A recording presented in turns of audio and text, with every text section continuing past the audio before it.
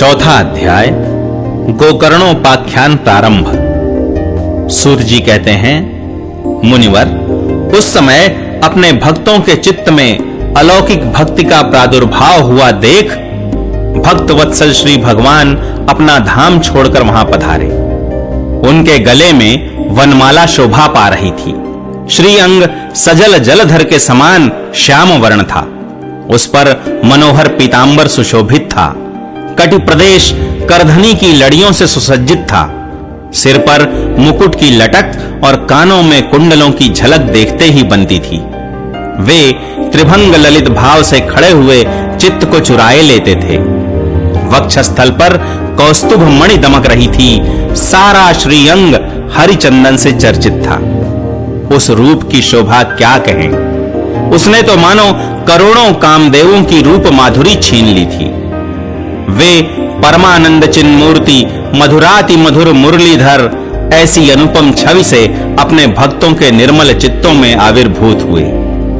भगवान के नित्य लोक निवासी लीला परिकर उद्धवादि वहां गुप्त रूप से उस कथा को सुनने के लिए आए हुए थे। प्रभु के प्रकट होते ही चारों ओर जय हो की ध्वनि होने लगी। उस समय भक्ति रस का अद्भुत प्रवाह चला। बार बार अबीर गुलाल और पुष्पों की वर्षा तथा शंख ध्वनि होने लगी।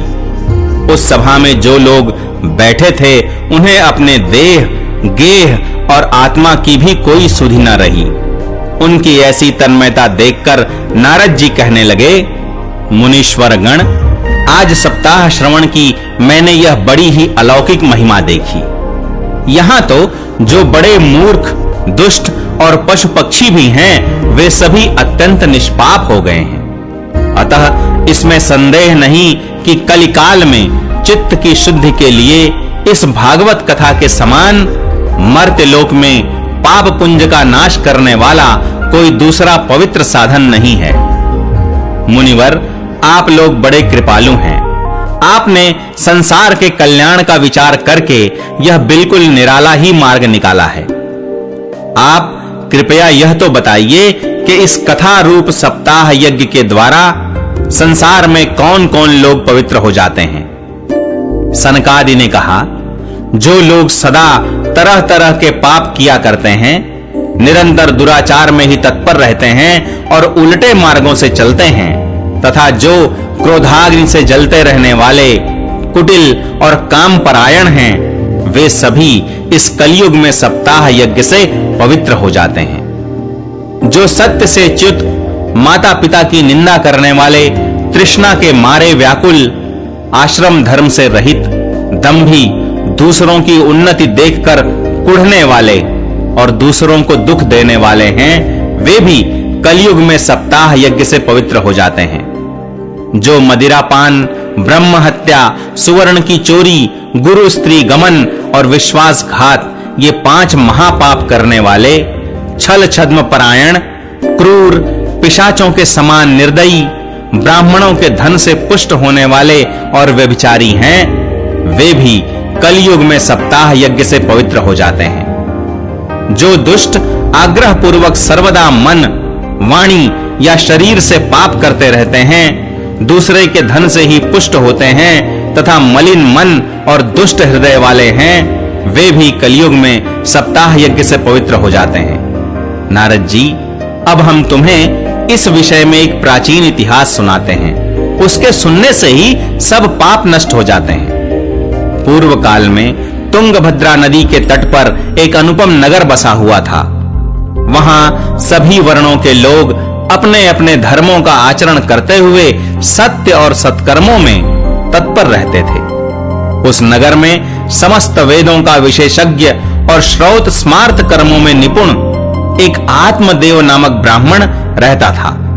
वह साक्षात दूसरे सूर्य के समान तेजस्वी था। वह धनी होने पर भी भिक्षाजीवी था। उसकी प्यारी पत्नी धुंधुली कुलीन एवं सुंदरी होने पर भी सदा अपनी बात पर अड़ जाने वाली थी। उसे लोगों की बात करने में सुख मिलता था। स्वभाव था क्रूर, प्रायः कुछ न कुछ बकवाद करती रहती थी। गृह कार्य में निपुण थी, कृपण थी और थी झगड़ालू भी। इस प्रकार ब्राह्मण दंपति प्रेम से अपने घर में रहते और विहार करते थे। उनके पास अर्थ और भोग विलास की सामग्री बहुत थी। घर द्वार भी सुंदर थे, परंतु उससे उन्हें सुख नहीं था। जब अवस्था बहुत ढल गई, तब उन्होंने संतान के लिए तरह तरह के पुण्य कर्म आरंभ किए और वे दीन दुखियों को गौ, पृथ्वी, सुवर्ण और वस्त्रादि दान करने लगे। इस प्रकार धर्म मार्ग में उन्होंने अपना आधा धन समाप्त कर दिया, तो भी उन्हें पुत्र या पुत्री किसी का भी मुख देखने को न मिला। इसलिए अब वह ब्राह्मण बहुत ही चिंतातुर रहने लगा। एक दिन वह ब्राह्मण देवता बहुत दुखी होकर घर से निकलकर वन को चल दिया। दोपहर के समय उसे प्यास लगी, इसलिए वह एक तालाब पर आया। संतान के अभाव के दुख ने उसके शरीर को बहुत सुखा दिया था, इसलिए थक जाने के कारण जल पीकर वह वहीं बैठ गया। 2 घड़ी बीतने पर वहां एक सन्यासी महात्मा आए। जब ब्राह्मण देवता ने देखा कि वे जल पी चुके हैं, तब वह उनके पास गया और चरणों में नमस्कार करने के बाद सामने खड़े होकर लंबी लंबी सांसें लेने लगा। सन्यासी ने पूछा, कहो ब्राह्मण देवता, रोते क्यों हो? ऐसी तुम्हें क्या भारी चिंता है? तुम जल्दी ही मुझे अपने दुख का कारण बताओ। ब्राह्मण ने कहा, महाराज, मैं अपने पूर्व जन्म के पापों से संचित दुख का क्या वर्णन करूं? अब मेरे पितर मेरे द्वारा दी हुई जलांजलि के जल को अपनी चिंता जनित सांस से कुछ गर्म करके पीते हैं। देवता और ब्राह्मण मेरा दिया हुआ प्रसन्न मन से स्वीकार नहीं करते। संतान के लिए मैं इतना दुखी हो गया हूं कि मुझे सब सूना ही सूना दिखाई देता है। मैं प्राण त्यागने के लिए यहां आया हूं। संतानहीन जीवन को धिक्कार है, संतानहीन गृह को धिक्कार है, संतानहीन धन को धिक्कार है और संतानहीन कुल को धिक्कार है। मैं जिस गाय को पालता हूं वह भी सर्वथा बांझ हो जाती है। जो पेड़ लगाता हूं उस पर भी फल फूल नहीं लगते। मेरे घर में जो फल आता है वह भी बहुत जल्दी सड़ जाता है। जब मैं ऐसा अभागा और पुत्रहीन हूं, तब फिर इस जीवन को ही रखकर मुझे क्या करना है? यूं कहकर वह ब्राह्मण दुख से व्याकुल हो उन सन्यासी महात्मा के पास फूट फूट कर रोने लगा। तब उन यतिवर के हृदय में बड़ी करुणा उत्पन्न हुई। वे योगनिष्ठ थे। उन्होंने उसके ललाट की रेखाएं देखकर सारा वृत्तांत जान लिया और फिर उसे विस्तार पूर्वक कहने लगे। सन्यासी ने कहा, ब्राह्मण देवता, इस प्रजा प्राप्ति का मोह त्याग दो। कर्म की गति प्रबल है। विवेक का आश्रय लेकर संसार की वासना छोड़ दो। विप्रवर, सुनो, मैंने इस समय तुम्हारा प्रारब्ध देखकर निश्चय किया है कि 7 जन्म तक तुम्हारे कोई संतान किसी प्रकार नहीं हो सकती। पूर्व काल में राजा सगर एवं अंग को संतान के कारण दुख भोगना पड़ा था। ब्राह्मण, अब तुम कुटुंब की आशा छोड़ दो। सन्यास में ही सब प्रकार का सुख है। ब्राह्मण ने कहा, महात्मा जी, विवेक से मेरा क्या होगा? मुझे तो बलपूर्वक पुत्र दीजिए, नहीं तो मैं आपके सामने ही शोक मूर्छित होकर अपने प्राण त्यागता हूं। जिसमें पुत्र स्त्री आदि का सुख नहीं है, ऐसा सन्यास तो सर्वथा नीरस ही है। लोक में सरस तो पुत्र पौत्रादि से भरा पूरा गृहस्थाश्रम ही है। ब्राह्मण का ऐसा आग्रह देखकर उन तपोधन ने कहा, विधाता के लेख को मिटाने का हठ करने से राजा चित्रकेतु को बड़ा कष्ट उठाना पड़ा था। इसलिए दैव जिसके उद्योग को कुचल देता है, उस पुरुष के समान तुम्हें भी पुत्र से सुख नहीं मिल सकेगा। तुमने तो बड़ा हठ पकड़ रखा है और अर्थी के रूप में तुम मेरे सामने उपस्थित हो। ऐसी दशा में मैं तुमसे क्या कहूं? जब महात्मा जी ने देखा कि यह किसी प्रकार अपना आग्रह नहीं छोड़ता, तब उन्होंने उसे एक फल देकर कहा, इसे तुम अपनी पत्नी को खिला देना, इससे उसके एक पुत्र होगा। तुम्हारी स्त्री को 1 साल तक सत्य, शौच, दया, दान और एक समय एक ही अन्न खाने का नियम रखना चाहिए। यदि वह ऐसा करेगी तो बालक बहुत शुद्ध स्वभाव वाला होगा। यूं कहकर वे योगीराज चले गए और ब्राह्मण अपने घर लौट आया। वहां आकर उसने वह फल अपनी स्त्री के हाथ में दे दिया और स्वयं कहीं चला गया। उसकी स्त्री तो कुटिल स्वभाव की थी ही। वह रो रोकर अपनी एक सखी से कहने लगी, सखी, मुझे तो बड़ी चिंता हो गई। मैं तो यह फल नहीं खाऊंगी। फल खाने से गर्भ रहेगा और गर्भ से पेट बढ़ जाएगा, फिर कुछ खाया पिया जाएगा नहीं। इससे मेरी शक्ति क्षीण हो जाएगी और तब बता घर का धंधा कैसे होगा। और दैववश यदि कहीं गांव में डाकुओं का आक्रमण हो गया तो गर्भिणी स्त्री कैसे भागेगी। यदि सुखदेव जी की तरह यह गर्भ भी पेट में ही रह गया तो इसे बाहर कैसे निकाला जाएगा। और कहीं प्रसव काल के समय वह टेढ़ा हो गया तो फिर प्राणों से ही हाथ धोना पड़ेगा। यूं भी प्रसव के समय बड़ी भयंकर पीड़ा होती है। मैं सुकुमारी भला यह सब कैसे सह सकूंगी। मैं जब दुर्बल पड़ जाऊंगी तब ननद रानी आकर घर का सब माल मत्ता समेट ले जाएंगी और मुझसे तो सत्य शौचादि नियमों का पालन होना भी कठिन ही जान पड़ता है। जो स्त्री बच्चा जनती है उसे उस बच्चे के लालन पालन में भी बड़ा कष्ट होता है। मेरे विचार से तो वंध्या या विधवा स्त्रियां ही सुखी हैं। मन में ऐसे ही तरह तरह के कुतर्क उठने से उसने वह फल नहीं खाया और जब उसके पति ने पूछा, फल खा लिया? तब उसने कह दिया, हां, खा लिया। एक दिन उसकी बहन अपने आप ही उसके घर आई। तब उसने अपनी बहन को सारा वृत्तांत सुनाकर कहा कि मेरे मन में इसकी बड़ी चिंता है। मैं इस दुख के कारण दिनों दिन दुबली हो रही हूं। बहन, मैं क्या करूं? बहन ने कहा, मेरे पेट में बच्चा है। प्रसव होने पर वह बालक मैं तुझे दे दूंगी।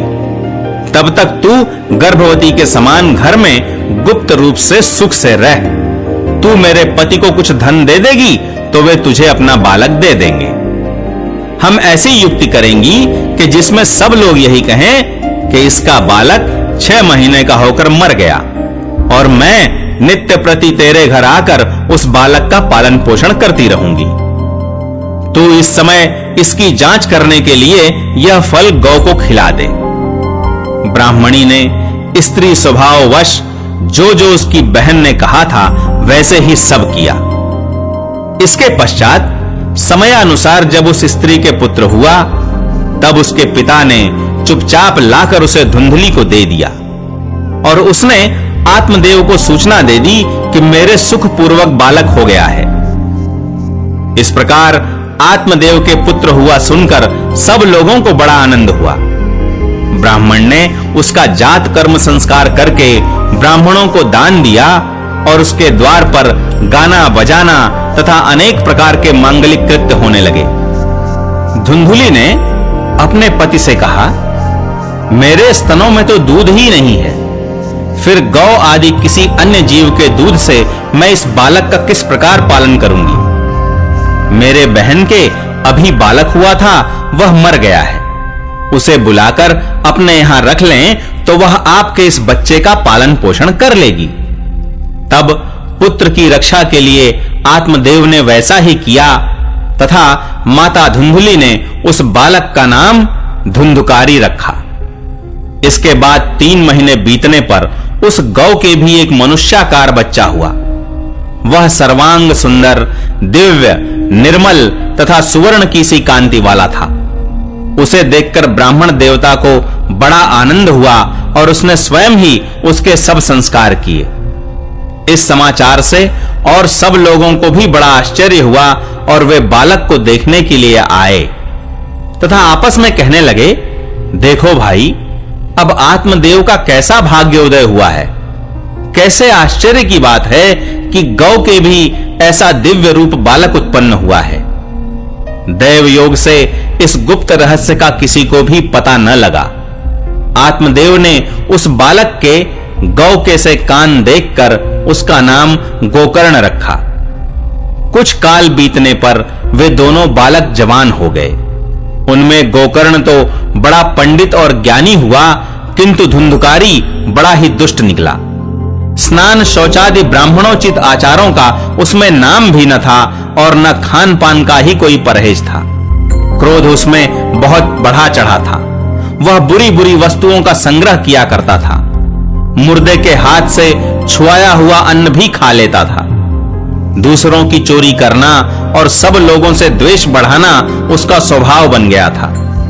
छिपे छिपे वह दूसरों के घरों में आग लगा देता था। दूसरों के बालकों को खिलाने के लिए गोद में लेता और उन्हें चट कुएं में डाल देता। हिंसा का उसे व्यसन सा हो गया था। हर समय वह अस्त्र शस्त्र धारण किए रहता और बेचारे अंधे और दीन दुखियों को व्यर्थ तंग करता रहता। चांडालों से उसका विशेष प्रेम था। बस हाथ में फंदा लिए कुत्तों की टोली के साथ शिकार की टोह में घूमता रहता। वेश्याओं के जाल में फंसकर उसने अपने पिता की सारी संपत्ति नष्ट कर दी।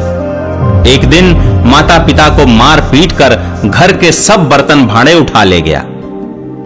इस प्रकार जब सारी संपत्ति स्वाहा हो गई, तब उसका कृपण पिता फूट फूट कर रोने लगा और बोला, इससे तो इसकी मां का बांझ रहना ही अच्छा था।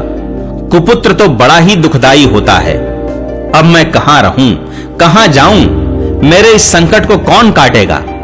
हाय, मेरे ऊपर तो बड़ी विपत्ति आ पड़ी है।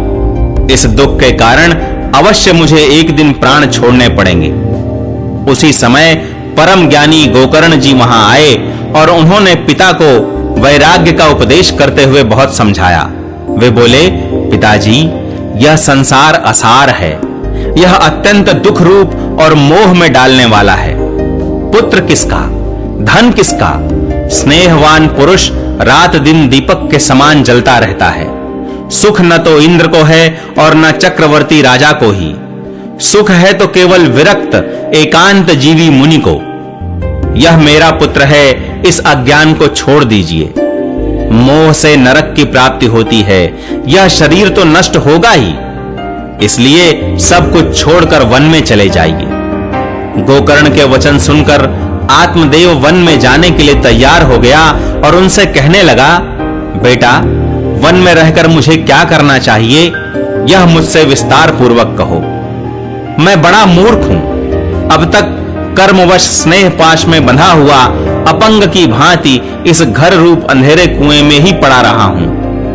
तुम बड़े दयालु हो, इससे मेरा उद्धार करो। गोकर्ण ने कहा, पिताजी, यह शरीर हड्डी, मांस और रुधिर का पिंड है। इसे आप मैं मानना छोड़ दें और स्त्री पुत्रादि को अपना कभी न माने। इस संसार को रात दिन क्षण भंगुर देखें। इसकी किसी भी वस्तु को स्थायी समझकर उसमें राग न करें। बस एकमात्र वैराग्य रस के रसिक होकर भगवान की भक्ति में लगे रहें। भगवत भजन ही सबसे बड़ा धर्म है। निरंतर उसी का आश्रय लिए रहें। अन्य सब प्रकार के लौकिक धर्मों से मुख मोड़ लें। सदा साधु जनों की सेवा करें। भोगों की लालसा को पास न फटकने दें तथा जल्दी से जल्दी दूसरों के गुण दोषों का विचार करना छोड़कर एकमात्र भगवत सेवा और भगवान की कथाओं के रस का ही पान करें। इस प्रकार पुत्र की वाणी से प्रभावित होकर आत्मदेव ने घर छोड़ दिया और वन की यात्रा की। यद्यपि उसकी आयु उस समय 60 वर्ष की हो चुकी थी, फिर भी बुद्धि में पूरी दृढ़ता थी।